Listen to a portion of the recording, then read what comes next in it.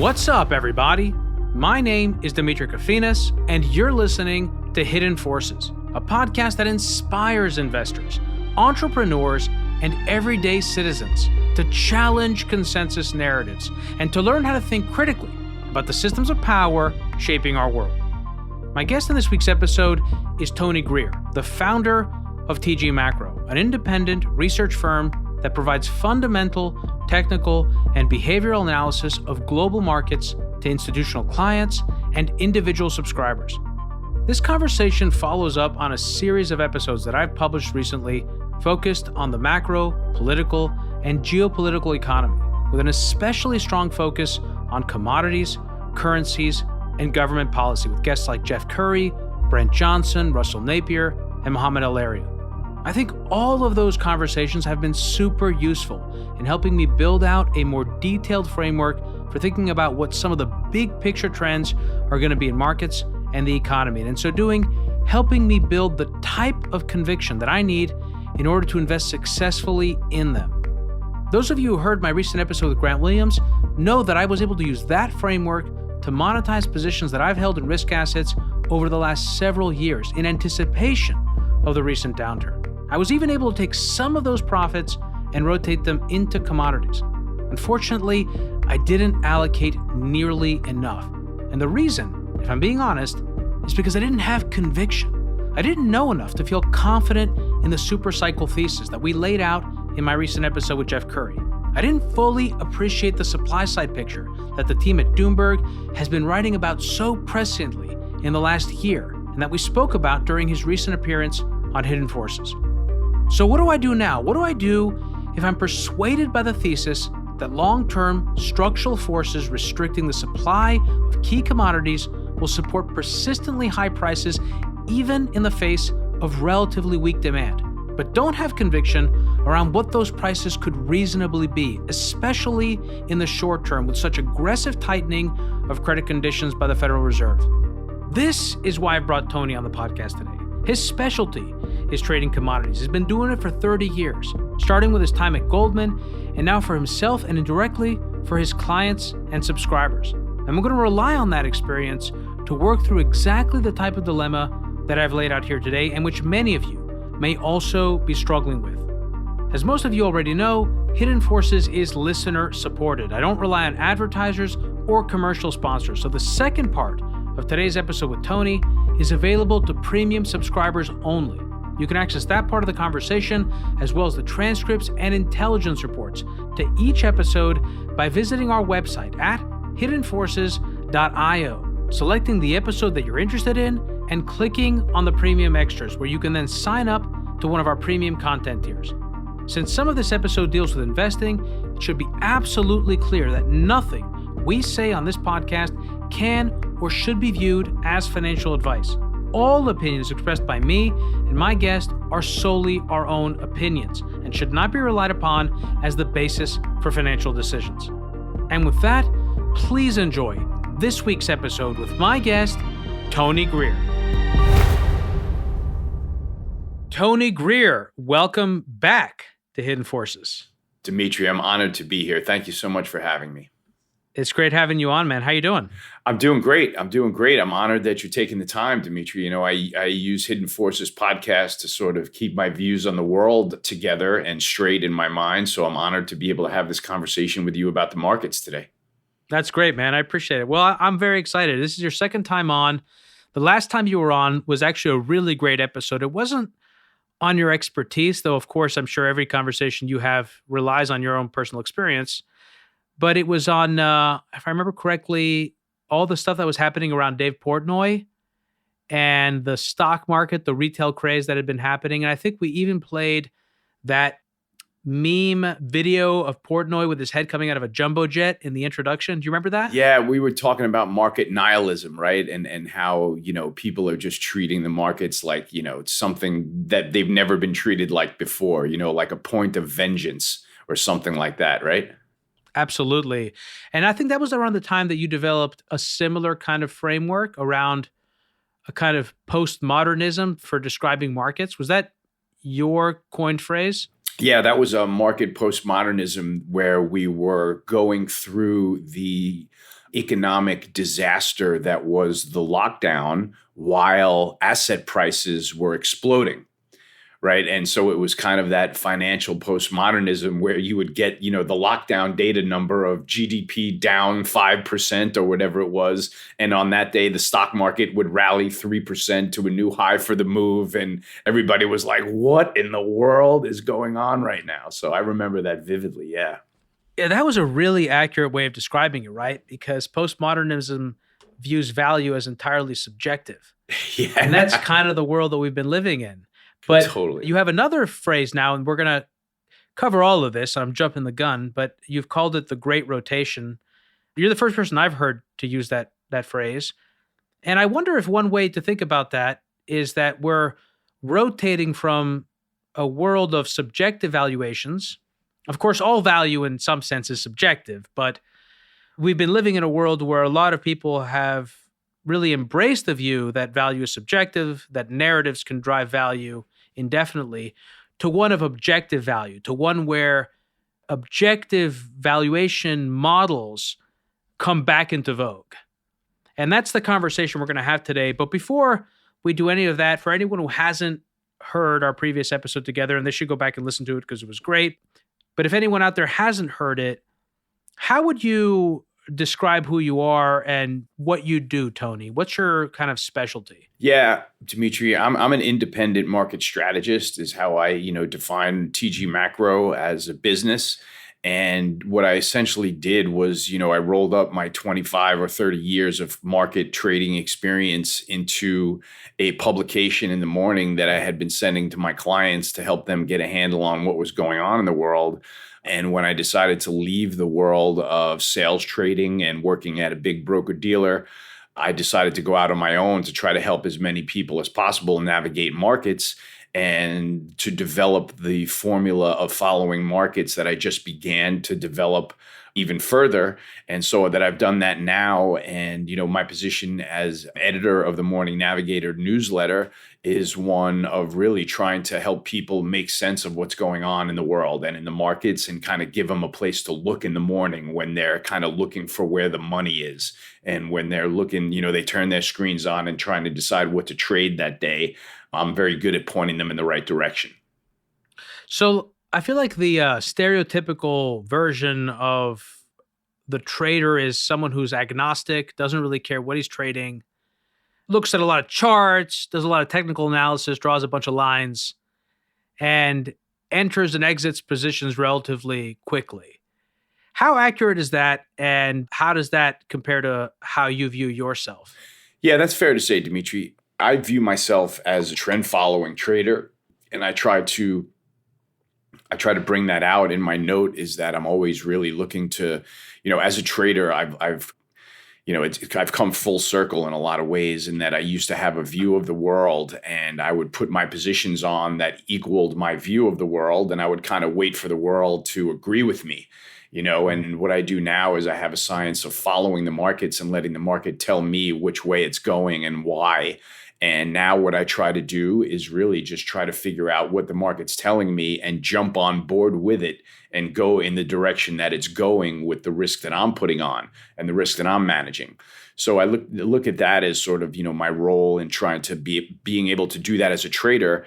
And then my role as editor of the Navigator is trying to make it clear to, my readers and subscribers the way I'm looking at the markets and what my time frames are on certain events, et cetera, et cetera.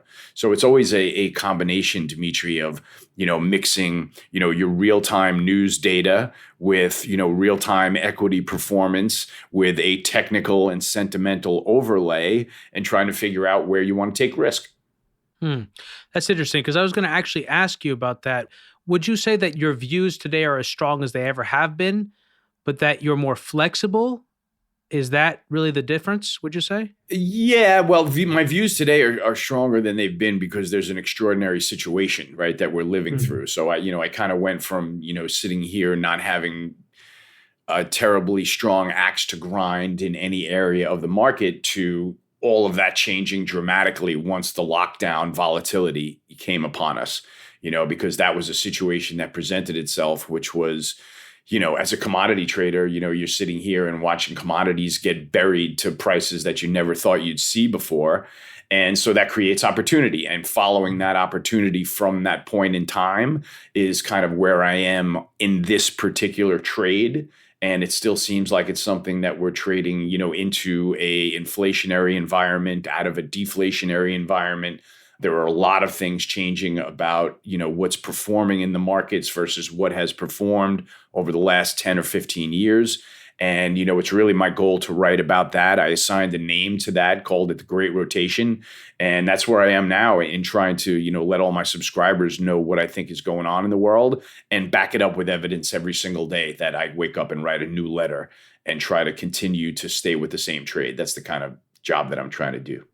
All right. So walk me through the Great Rotation. When did you develop this thesis, and how have you tried to express it as a trader? Yeah, it all started, Demetri, when you start hearing batshit crazy scenarios like when crude oil went negative, that period in time. I guess it was March in 2020 when the global economy was locked down and we were in a situation where physical merchants of crude oil were in a position where the crude oil wasn't being burned. So they were actually paying people to take it off their hands, right? It was like a once in a lifetime event, because locking down a global economy was a once in a lifetime event. And during that time, I had somebody call me up on the phone and say, TG, let me get this straight now. Going forward, when I go to the gas station, I'm going to fill up my tank and they're going to give me money, right? For the gas that I'm taking off their hands. That's going to be the situation, right? And I was like, God, no, right? Like, this is not going to be the world we're living in. And so you start thinking about now, like, this opportunity with oil trading negative, this is changing the world, right? What we did to address the lockdown, doubling our balance sheet essentially from 4 trillion to 8 trillion as the Fed took all kinds of assets onto the balance sheet to sort of put the risk profile of the market back together. We're clearly heading into a potentially inflationary scenario, right? The Fed doubling its balance sheet, the government going into trillions and trillions of dollars of debt. We're changing the profile of where people are going to need to be invested going forward, right? So when I realized that the change in the commodity world was going to be really, really sustainable, in that we've now got low inventories on the supply side and strong demand on the demand side, and we've got prices going to historic levels across a number of commodities. So when I noticed that that was likely going to take place and that interest rates were going to have to rise in order to sort of at some point combat the headline inflation that would take place, you realize that everyone that is fully invested in technology, that has been going in a bull market for 15 years and just saw its finest moments during lockdown when we were all locked in our homes, communicating on Facebook, shopping on Amazon, searching on Google, and entertaining ourselves on Netflix. The world was never going to get any better for those tech stocks.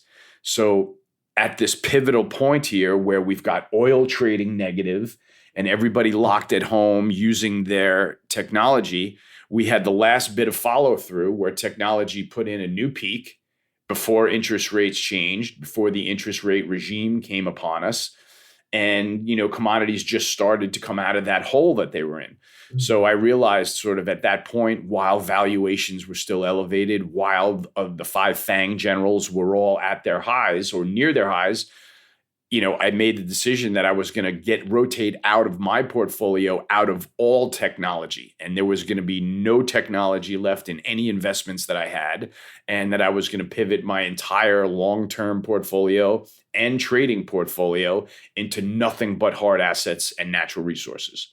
So that idea that natural resources now, for example, with XLE at 3.5% of the S&P, and for example, technology at about 26, 27% of the S&P, I have got the idea now that over the next 5 to 10 years, that this is going to flip-flop.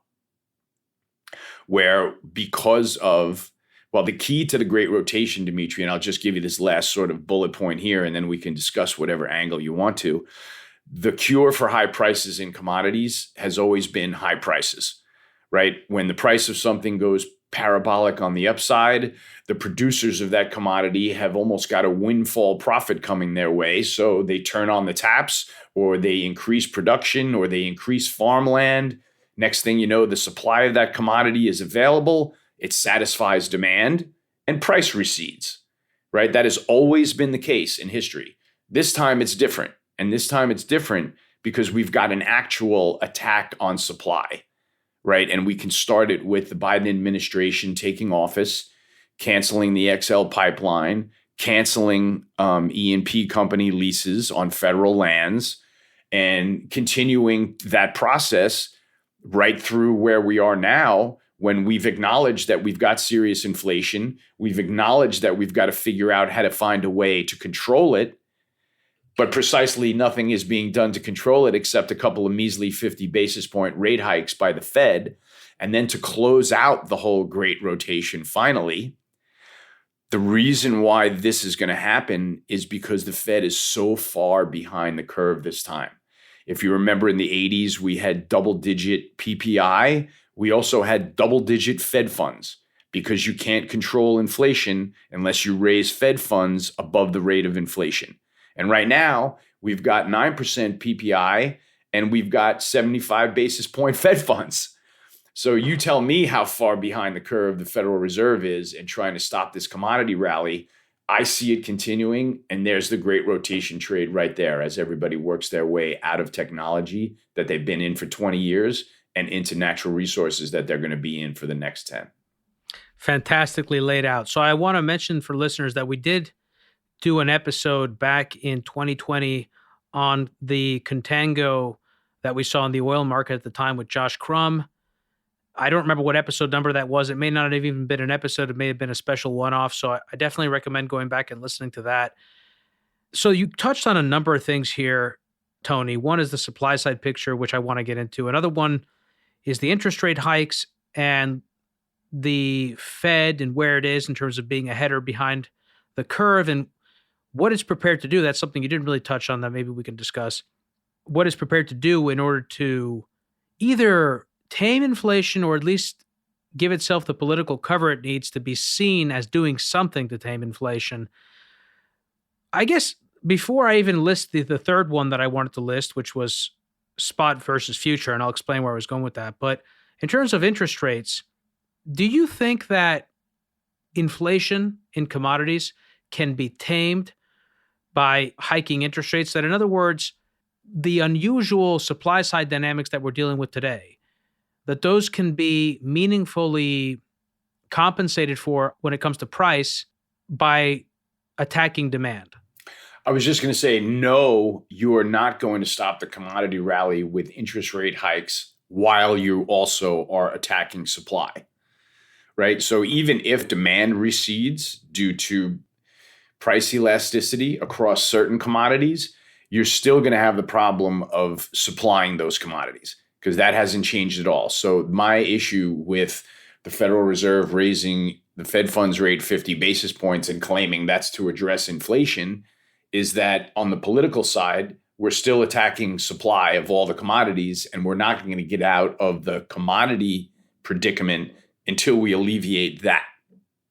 So that's why I feel like this is, at the very beginning stages, because as we see the inflation biting and actually taking place alongside shortages that have been caused by supply chain, which is a totally different issue, you still see politically full steam ahead with net zero plans, right? There hasn't been any sort of softening by the Biden administration on getting net zero by 2030, constantly talking about the imminent threat, the imminent climate crisis, et cetera, et cetera. So until the administration does that, I don't see how we are going to even begin to stop commodity inflation. So this is probably going to sound like a really ignorant question, which it likely is. But even if we were to get a significant deterioration in demand, let's say that the Fed is able to engineer a massive recession where we see spot prices decline significantly in key commodities, how does that relate to one's ability to invest at better prices in these commodities, given the fact that that, from what I would expect, is expressed in terms of the future price of those commodities. So, like, what is the relationship there?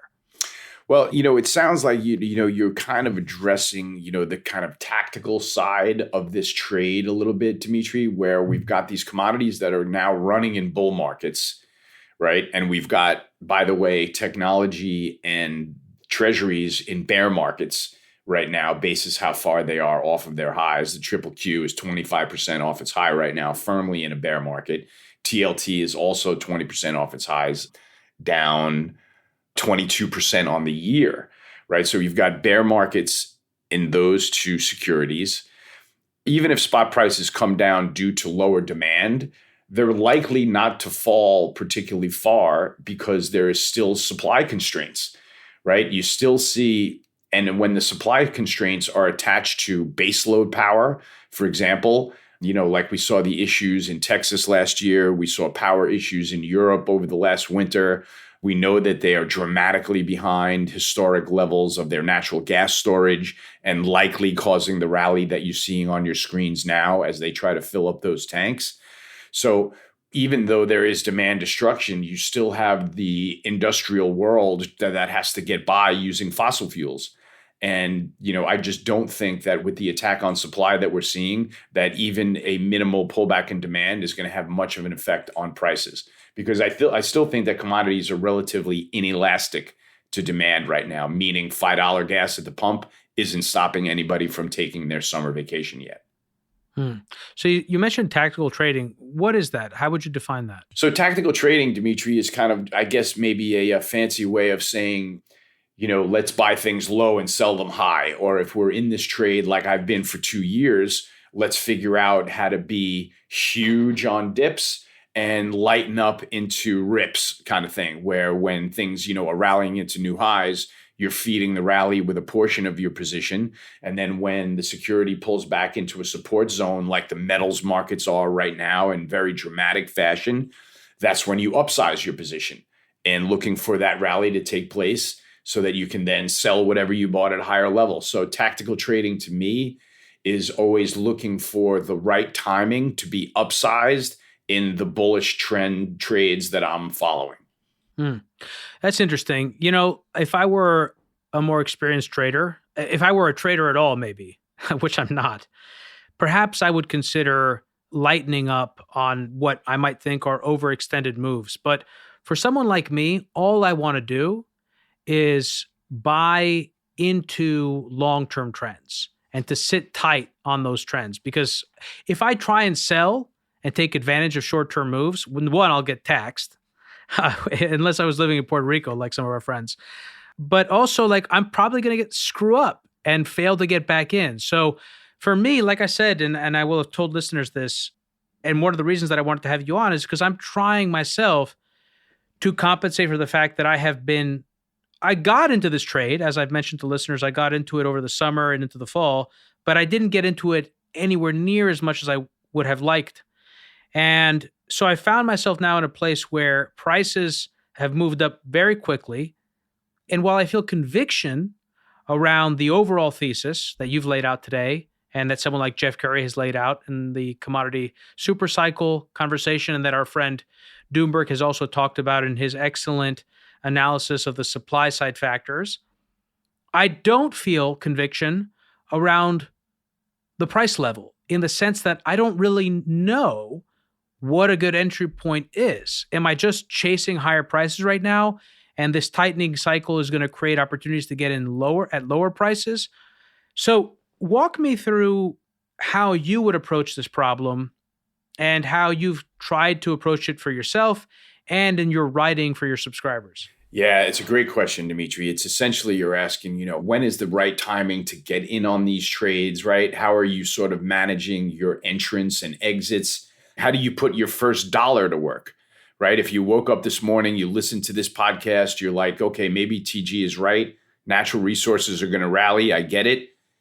Technology is likely to sell off with higher yields. I get it. How do I get into that trade, right? That's basically what you're asking. And it's a very fair question that I face all the time, because as I gain new subscribers, they look at my view matrix and they say, see, Lyle, I see your bullish oil here. I see you're up 200% on the trade because you've been in it since last April. Should I buy it here? Right? And my answer is always no, do not buy it here. Right? The answer is always we're going to find the right spot and time on the chart where it's going to be much more comfortable for you to put investment into this space. So if you approach this trade, the great rotation, in a way that accepts that it's going to ebb and flow, right? You're obviously now accepting that it's going to rally at certain points and it's going to recede at certain points. As a tactical trader that's trading a bull market trend in anything, you're looking to buy the dips when it recedes. And believe it or not, there have been a few. You just have to manage how steep they are with this commodity move. Because remember now, Demetri, the pullbacks aren't going to be 50% pullbacks in this bull market because the bull market is so strong. So maybe you get a 20, 25% pullback from the highs that gives you a chance to put some money in. For example, that we can talk about, which I just mentioned, the metals and mining trade is one of the sectors that I've been kind of chasing, right? I've been chasing them because if we're going to have this huge pivot into electronic vehicles, we're going to need a lot more aluminum, copper, cobalt, lithium, all of those base metals and rare earth metals. We are in a current situation, at least in copper and aluminum, where inventories are historically low and the prices are historically high. And in some of the base metals at actual historic high prices. So what you kind of have to do is wait for the moment when there's going to be a pullback in that trade. And when aluminum is rallying and trending and making a new high every day, it seems like that's never going to happen. Then finally, the picture changes. We have some COVID lockdowns in China, slows down the global GDP growth picture quite a bit. And you saw aluminum collapse from 25, 30% above its moving averages, and I'm calling that the 100-day or 200-day, to a pullback that's right into those 100 and 200-day moving average support levels. So now if you were patient and you wanted to get into the metals and mining trade that I outlined months ago, because we're going into this net zero world and we're going to battery power rather than liquid petroleum power, you're going to need all these base metals. So XME is the sector that I've chosen to direct my clients to as the industrial metals and mining sector. This is a sector that's long copper mines, aluminum mines, steel companies like that, and I think should perform well in a period of stagflation, which they traditionally have. So now we've got this pullback in XME, essentially on the China slowdown from 65 to 50. And I'm licking my chops to get into this thing and manage the risk reward, right? Because the risk reward opportunity with the 200-day moving average that it's been following up basically for a year and a half, 2 years now, you've got that support level down at 48 that you can now lean on and say, okay, if it breaks the 200-day for the first time in months and it breaks it convincingly, then I'm wrong, right? Then I'll get out and I'll find another place to manage this risk. But as you can see, it would have been much better than if I had a client that called me with XME trading 65 and saying, hey, you're bullish this thing, should I buy it here? And I said yes, because he would have gotten clobbered, right? So now that it's into support levels, technically, there's been a big pullback in the commodity. There's been a big pullback in the producers. There's been a big pullback in the ETF. Now we can start shopping for a few items that are on sale. And when you can find those items that are on sale up against critical support levels, as a trader with conviction in this trade, that's when you look to load the boat, man. And we've had that happen before in the energy markets a number of times, where it tests the bull's will on the lows or on the bid and then rallies to a new high, just like we're seeing now. The reason that you can stick with your conviction and buy commodities on a dip right now is because you can track the physical market so closely by following the futures curves and various portions of the futures curve. So for example, Demetri, yesterday, I wrote about this morning, I talk about the great rotation like it's an actual security, right? Where Bloomberg Commodities should appreciate over the NASDAQ. Right? That's literally what I'm calling and what I have labeled the great rotation on my Bloomberg. And I have a security that is set up that is the Bloomberg Commodities Index divided by the triple Q. So with that being defined as the great rotation, I'm looking for that security to trade higher. So here's the scenario that I'll set up for you tactically and tell you why I got so bullish basically this week in the Great Rotation. The Great Rotation was roaring right into the FOMC, right? Where commodities were constantly gaining over technology, right? We got to the FOMC week and, markets had to adjust to what the Fed said, and the Great Rotation was flat. No blood either way for the Qs or the kind of inched a little bit higher, right? We did that for 2 weeks in a row.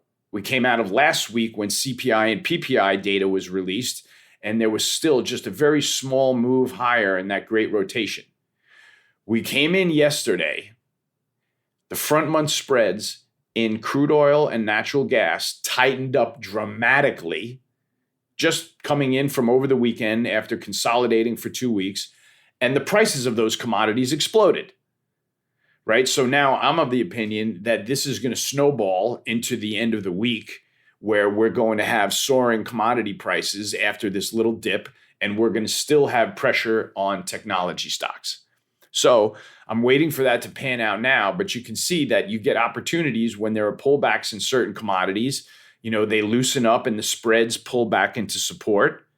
And then, headlines come out about there's less demand destruction than we think. There's still supply problems. And next thing you know, the spreads tighten up again dramatically. And that's what we saw yesterday. So I think that this is going to follow through to the end of this week and the end of this month. And that little consolidation period that we had in the Great Rotation was a huge buying opportunity. And so is coming out of it.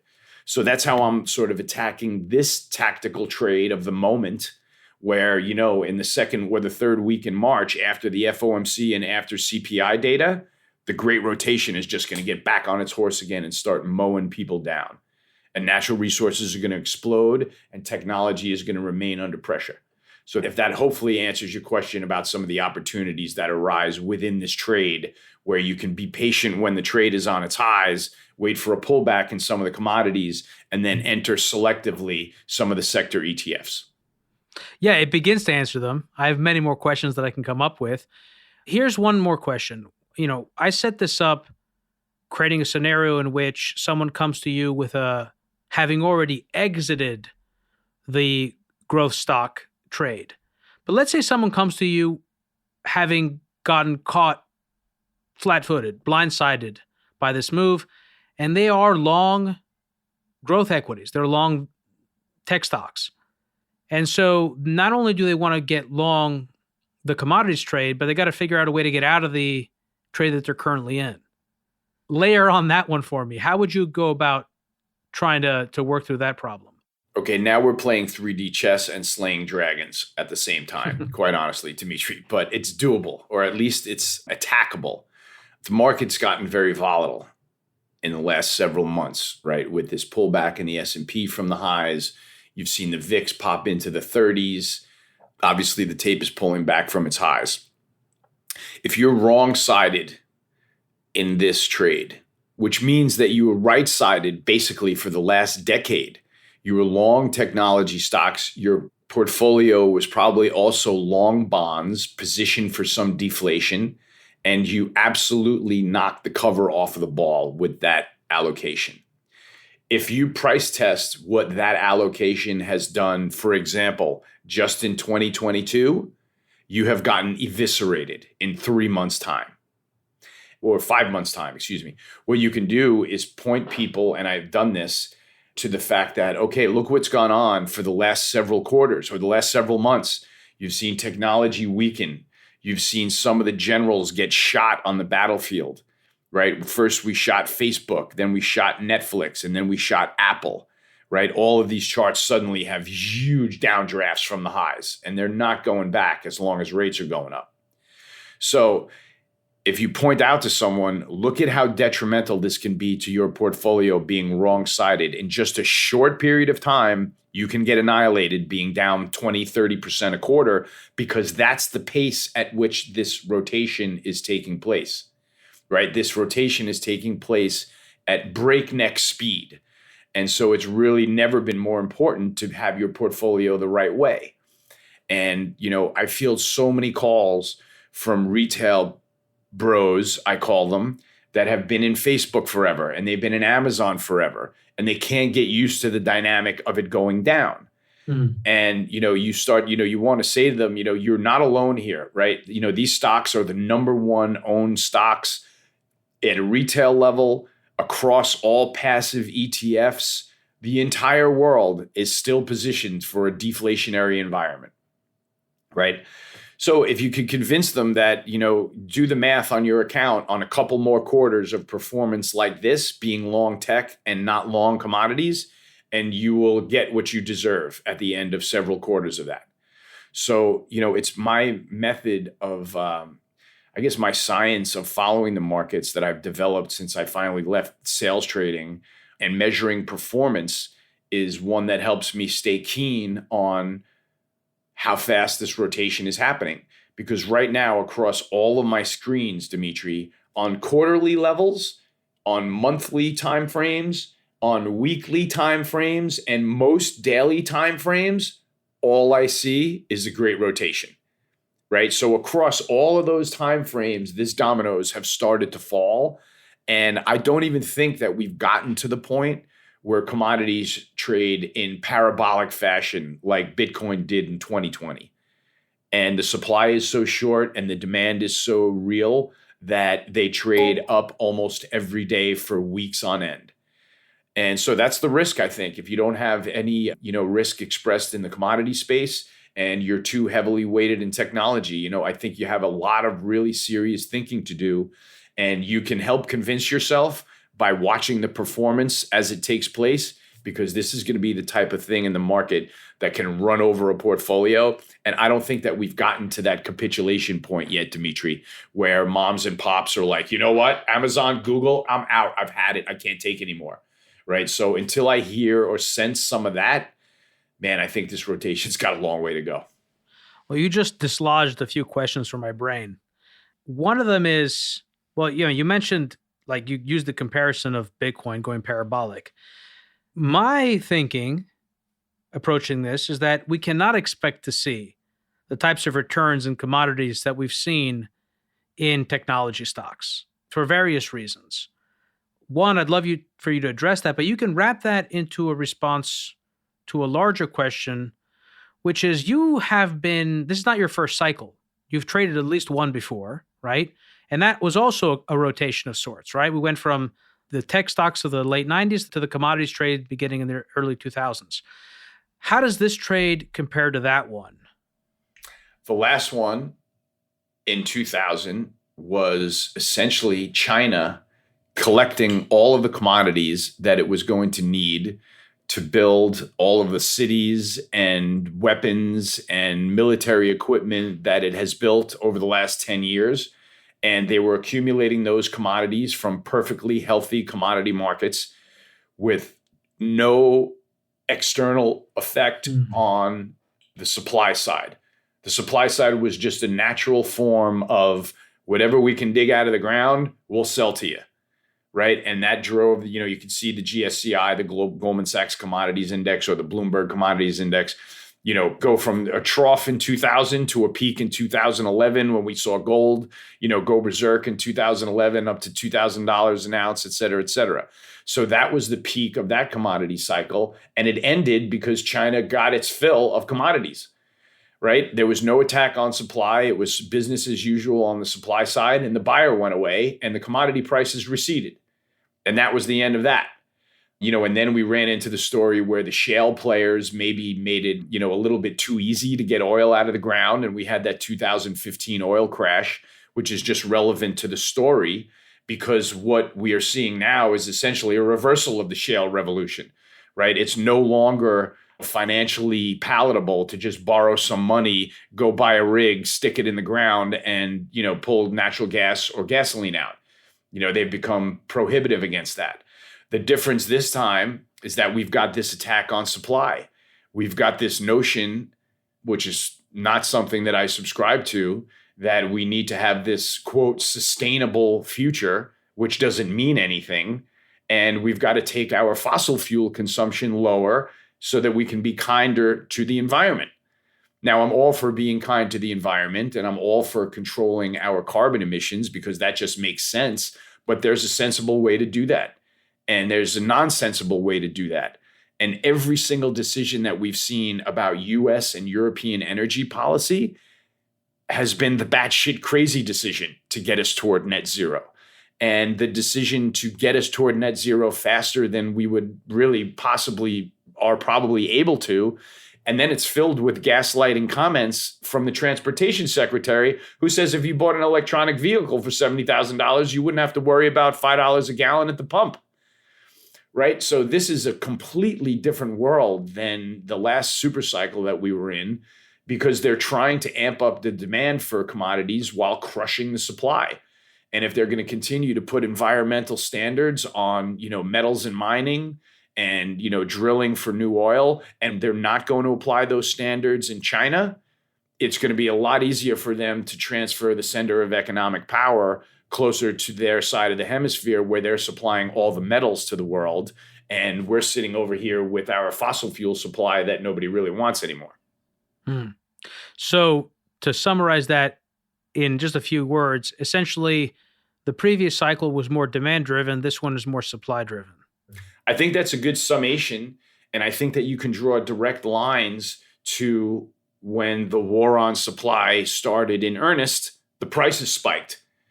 Right. So that for me is that sort of harbinger of until we reverse the policies, we're not going to get energy back to normalization, back to normalized prices for a really long time, Demetri. And the other thing that people have to remember is that this attack on supply is very complete, to the point where we used to keep hundreds of drilled but uncompleted wells available at the ready so that any E&P company could drive up to one of them, stick a drill in, and get oil out of it. And so now it's becoming financially less beneficial to carry those resources on your balance sheet, because they're essentially depleting assets, right? They're just depreciating assets. So what we've done is we've closed up a number of the drilled but uncompleted wells. What that means is that when we go back to some point in time where we're looking to increase our supply, we've got to start by drilling the hole in the ground again. So that just delays the recovery in price out even further, and by many years, not months. So this is talking about, we're talking about once we finally decide to reverse policy, then we've got a 2 to 5 year run rate at getting ourselves back in the energy shape that we were in 2016.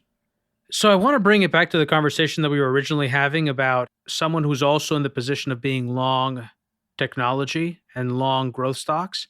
But before we do, I have one more question about that, about the policy reversal. What are you looking for to tell you that we are going to change policy? And how quickly do you expect something like that to actually go into effect?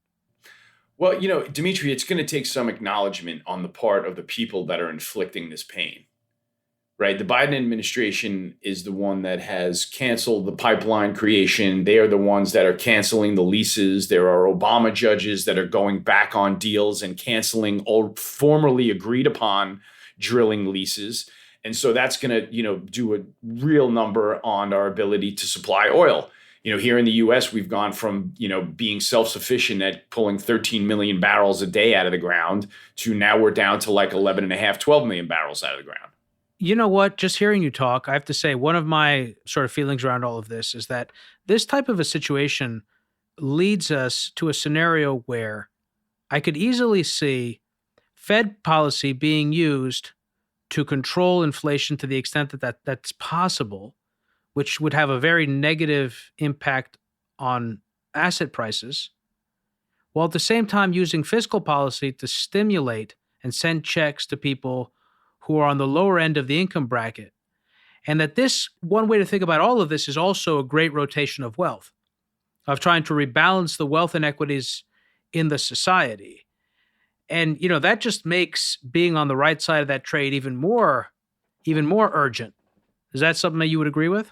I couldn't agree more, because right now it's a sort of self-perpetuating loop, Demetri. The harder we push toward net zero, the higher energy prices are going to go, right? We've still got to get net zero built, and we've still got to get the battery facilities built using fossil fuels. So none of that is going away. And then we've still got to satisfy regular fossil fuel demand. So I agree that it's a bit of, when you talk about the fact that we've got this inflation because the Fed put so much on their balance sheet and expanded their balance sheet, now we're talking about politically solving the problem by managing the optics of high prices by handing out stimulus checks from the same government treasury that is borrowing all the money that's causing all the inflation. So we've got a self-perpetuating feedback loop here where as soon as I see the US actually commit to sending stimulus checks to combat inflation, I might double my trade. Or I might at least add to it in a meaningful capacity, because that's sort of, like I was trying to say before, we've got to get away from the point where the administration is going to do what it's going to do and continue gaslighting the public on the way there, right? Like telling people that, we couldn't have seen this coming. We're not mind readers. Pete Buttigieg telling people that, the government doesn't make formula, like, don't look at us, and things like that. The government continues to say, like, this is not our problem. Our policy is working. You heard the president the other day say, I think our policies are working. So until there's an acknowledgement that they obviously are not, and a pivot towards, okay, look, net zero by 2030, a little aggressive, as you can see by what happened to our energy economy. Maybe we should lay off the gas there and let, some investment in the industry take place, which they've been squashing since Biden took office. So it's going to take a reversal to that. And I don't want to forget about the tech side of this trade either. Yeah. Now, I've been so heads down on other subjects. As you know, people that I talk to semi-regularly, like you, know that I do deep dives. I mean, even listeners know this, right? Like I have an episode, I'm focused on that. And I focus on so many different topics that I can go for a long time before looking at any other particular thing. And one thing that I have not seen in a long time, because I also don't own a television, I don't have cable, and I haven't had cable for years. So I don't watch the president. Politics is kind of depressing, so it's not something I enjoy watching. I watch it only when I have to, and I watch specific things. And also, so much of politics today is just tribal, and so I really don't like paying too much attention to it. But in this case, I do feel like I have kind of done myself a disservice here, because a lot of people like you have been commenting on Biden's economic policy. And so I'm not really familiar with what the official line coming out of the White House to this day is. What has he said in terms of when he says our policies are working? Was he responding to very specific questions around inflation? I mean, I did see something recently where he said something like, around. Yeah. No, I just want to say, for this conversation, Demetri, I think the most relevant thing that Biden has said was a week or two ago when he was addressing inflation. And he was saying, inflation is here. It's going to be with us. And there's two reasons why. The pandemic, Putin's price hike. But didn't he say also something recently about like sending checks out or helping disadvantaged people or something as being like a solution to inflation? I saw some guy from Fox, he's the son of the guy who does the morning show. He questioned the White House communications director about it, and she just gave some bullshit answer. But in any case, that's why I was just asking. So let me, before I bring it back to technology, one more question.